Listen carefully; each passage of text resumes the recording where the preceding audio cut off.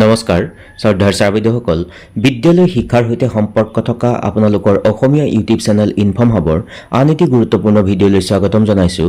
আশা কৰিছোঁ আপোনালোক ভালে আছে। ছাত্ৰছাত্ৰীসকল কেবিনেটৰ এটি বিশেষ সিদ্ধান্তক লৈ শিক্ষক সমাজ ক্ষুব্ধ হৈ পৰিছে আৰু বেতন সুৰক্ষাসহ চাকৰি নিয়মীয়াকৰণৰ দাবীত অটল হৈছে টেট উত্তীৰ্ণ শিক্ষক সমাজ।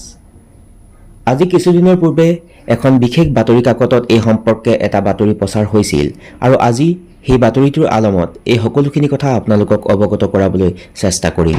অনুৰোধ কৰিম ভিডিঅ'টিৰ সম্পূৰ্ণখিনি অংশ চাব আৰু যদি ভাল পায় আগলৈকে শ্বেয়াৰ কৰিব।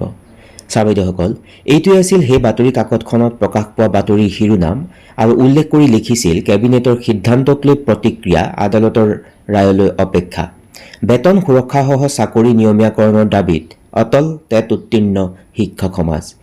তাৰ পাছৰ এই অংশখিনিত উল্লেখ কৰিছে যে চৰকাৰৰ ভুল নিযুক্তি নীতিৰ বলি হৈছে শিক্ষক। এই অংশখিনিত উল্লেখ কৰিছে বেতন সুৰক্ষাসহ চাকৰি নিয়মীয়াকৰণৰ দাবীত অটল হৈ আছে ৰাজ্যখনৰ প্ৰাথমিক টেট উত্তীৰ্ণ শিক্ষক সমাজ। এই দাবীৰ পৰা এখোজো পিছুৱাই নাহে এইসকল শিক্ষক।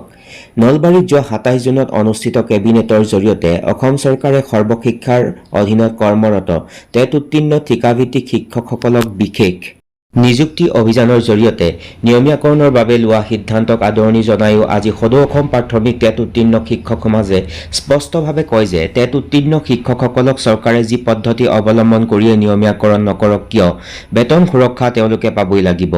এয়া তেওঁলোকৰ অধিকাৰ। এই সংক্ৰান্তত টেট উত্তীৰ্ণ শিক্ষক সমাজৰ নেতৃত্বই কয় যে ২০১২ চনতে শিক্ষাৰ অধিকাৰ আইনৰ অধীনত এইসকল শিক্ষকে নিযুক্তি লাভ কৰিছিল আৰু সেই আইনৰ নিয়ম অনুসৰি তেতিয়াই তেওঁলোকৰ নিযুক্তি ৰাজ্য চৰকাৰৰ অধীনত নিয়মীয়াৰূপে হ'ব লাগিছিল। কিন্তু ৰাজ্য চৰকাৰৰ ভুল নিযুক্তি নীতি আৰু অৱহেলাৰ বাবে ১০ৰ পৰা ১২ বছৰৰ পাছতো এইসকল শিক্ষকে চাকৰি নিয়মীয়াকৰণ বিচাৰি সংগ্ৰাম কৰিব লগা হৈছে।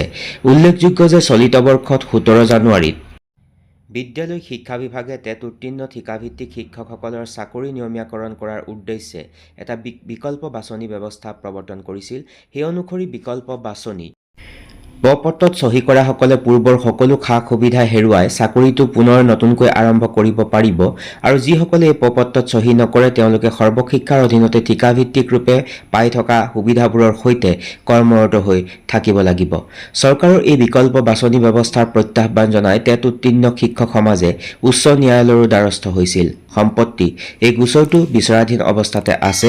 ইয়াৰ মাজতে চৰকাৰে শেহতীয়াভাৱে কেবিনেটত লোৱা সিদ্ধান্তৰ ফলত পূৰ্বে প্ৰৱৰ্তন কৰা বিকল্প বাছনি প্ৰক্ৰিয়াটোক নিজেই নাটচাট কৰা বুলি কয় টেট উত্তীৰ্ণ শিক্ষক সমাজৰ নেতৃত্বই। ছাত্ৰছাত্ৰীসকল এইটোৱে আছিল সেই নিৰ্দিষ্ট বাতৰিখনত প্ৰকাশ পোৱা বাতৰিৰ শিৰোনাম আৰু কথাখিনি অৱগত কৰাবলৈ চেষ্টা কৰিলোঁ।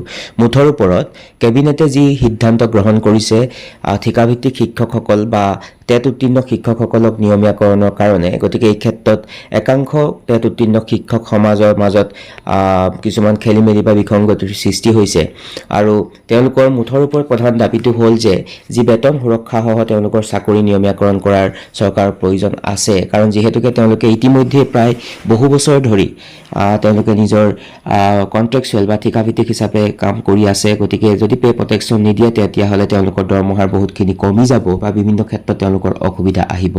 গতিকে বিষয়টো অতি গুৰুত্বপূৰ্ণ আৰু এইখিনিতে উল্লেখ কৰিব খুজিম যে বাতৰিত থকা কথাখিনিহে কেৱল মাত্ৰ উপস্থাপন কৰিবলৈ বিচৰা হৈছে, ইয়াৰ আঁৰত কিন্তু আৰু বেলেগ ধৰণৰ কোনো উদ্দেশ্য নাই। গতিকে আশা কৰিম আজিৰ এই আলোচ্য যি শিতান সেই শিতানে আপোনালোকক উপকৃত কৰিব আৰু যদি ভিডিঅ'টি ভাল পালে সকলো শ্ৰদ্ধাৰ শিক্ষাগুৰুসকলৰ সুবিধাৰ প্ৰতি লক্ষ্য ৰাখি যদি সম্ভৱ হয় আগলৈকে শ্বেয়াৰ কৰিব। বিদ্যালয় শিক্ষাৰ সৈতে সম্পৰ্ক থকা আন এটি বিষয়বস্তু লৈ মই পুনৰবাৰ আপোনালোকৰ কাষলৈকে আহিম। চাই থাকিব ইনফৰ্ম হাব। সকলো ভালে থাকক। নমস্কাৰ। Take care.